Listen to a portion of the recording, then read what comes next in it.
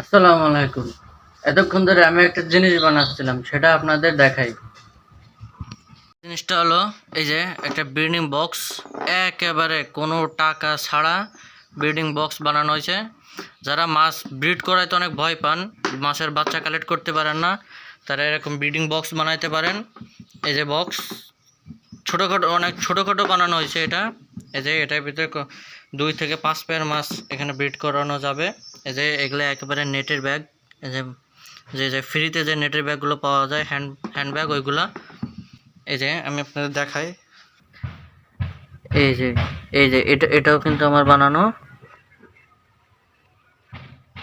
এর ভিতরে দেখেন অ্যালবিনো প্লাটিনাম টপাসগুলো ব্রিডিং আছে। আরেকটা বক্স দেখাই। এই যে এর একটা বক্স, ব্রিডিং বক্স। এখানে আমার রেড ড্রাগনগুলো ব্রিড করানো আছে। এখানে এই ব্রিডিং বক্সগুলো ব্যবহার করলে বাচ্চা অনেক পাওয়া যায়, একটা বাচ্চাও খাইতে পারে না।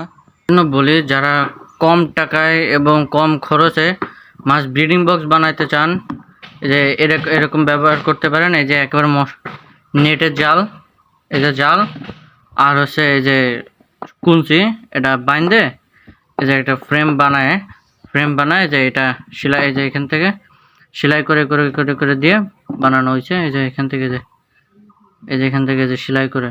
আর যদি কেউ এই ব্রিডিং বক্স বানানোর টিউটোরিয়ালটা জানতে চান, অবশ্যই সবাই কমেন্ট করে জানান। পরবর্তীতে ইনশাল্লাহ আমি এর উপরে একটা ভিডিও করে দেবো।